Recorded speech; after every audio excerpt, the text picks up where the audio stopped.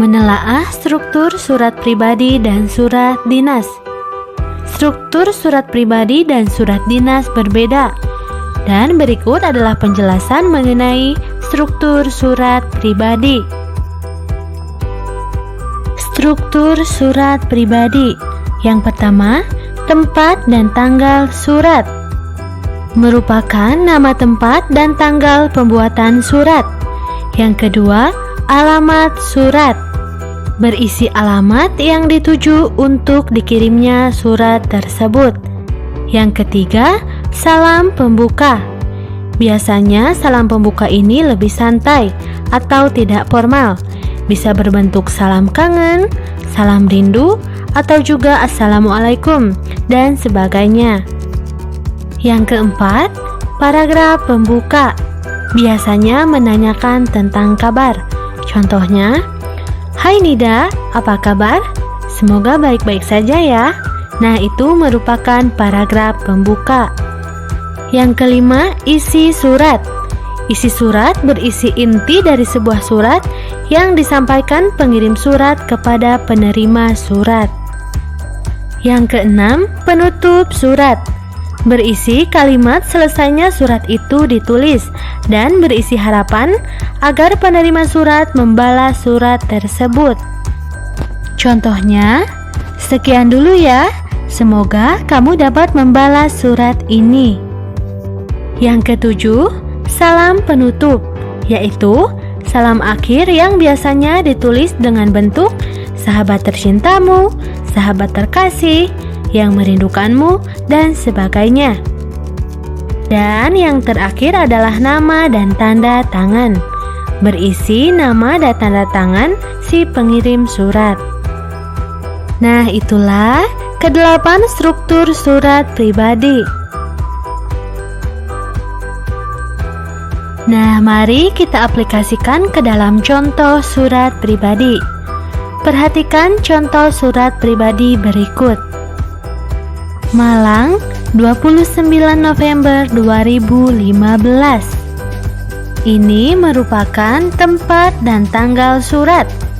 Cara penulisan tanggal, bulan, dan tahun harus lengkap, seperti yang tertera pada contoh. Hal yang harus diperhatikan adalah penulisan nama bulan tidak boleh ditulis dengan angka. Salam kangen. Nah, ini merupakan salam pembuka. Apa kabar, Aim? Nah, ini merupakan paragraf pembuka karena menanyakan tentang kabar. Aim, setelah kamu pindah ke Samarinda, kami dengar kamu bersekolah di sekolah bertaraf internasional. Bagaimana rasanya sekolah di sana? Liburan semester ini, aku dan keluarga berencana berkunjung ke rumah pamanku di Samarinda. Aku akan sangat senang jika dapat bertemu denganmu. Kirimkan alamatmu kepadaku ya. Nah, ini merupakan isi surat, yaitu inti dari surat yang di dalamnya berisi pesan yang disampaikan oleh pengirim surat kepada penerima surat. Sekian dulu, semoga kamu dapat membalas surat ini. Aku tunggu balasanmu. Ini merupakan penutup surat. Sahabatmu. Nah, ini merupakan salam penutup. Giyati. Nah, ini merupakan nama pengirim surat yang harus disertai dengan tanda tangan pengirim surat.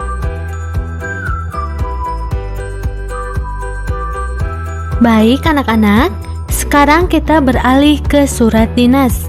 Berikut merupakan struktur surat dinas. Yang pertama, kepala surat atau kop surat. Berisi lembaga atau instansi pembuat surat. Yang kedua, tanggal surat. Berisi tanggal pembuatan surat. Yang ketiga, nomor, perihal, dan lampiran. Nomor berisi urutan keluarnya surat. Lampiran berisi tambahan dokumen atau lembaran kertas lain. Diisi dengan tanda strip apabila tidak memiliki lampiran. Dan perihal berisi isi pokok surat. Yang keempat, alamat surat. berisi alamat surat yang dituju. Yang kelima, salam pembuka, berguna untuk menunjukkan rasa hormat dan sikap sopan santun dari pembuat surat. Yang keenam, paragraf pembuka, berisi bagian pengenalan konsep awal yang mengarah pada bagian isi surat. Yang ketujuh, isi surat, merupakan inti dari surat yang berisi suatu hal yang ingin disampaikan. Yang kedelapan, penutup surat, berisi harapan dan ucapan terima kasih dari penulis surat. 9. Salam penutup, berisi ungkapan rasa dari penulis surat kepada penerima surat. Dan yang terakhir, nama dan tanda tangan, berisi nama lengkap, gelar jika ada, dan tanda tangan penulis. Nah, itulah struktur surat dinas. Coba kalian perhatikan contoh surat dinas berikut.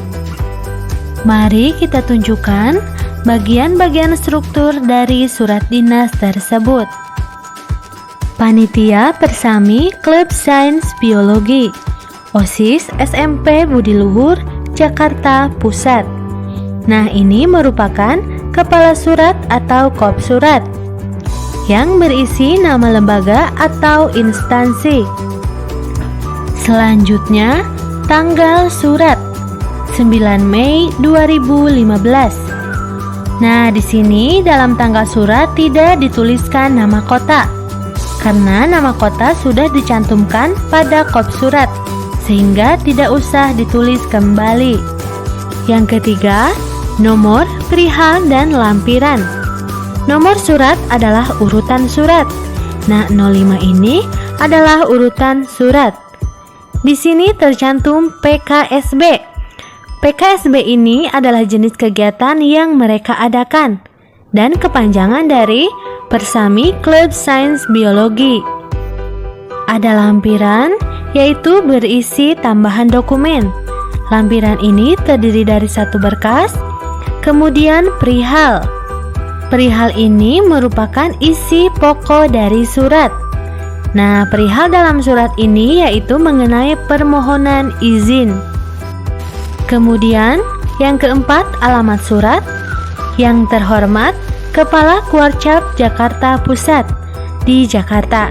Nah, alamat surat ini merupakan alamat yang dituju. Selanjutnya, salam pembuka, yaitu dengan hormat. Nah, setelah penulisan dengan hormat ini ditandai dengan tanda baca koma. Yang keenam, paragraf pembuka.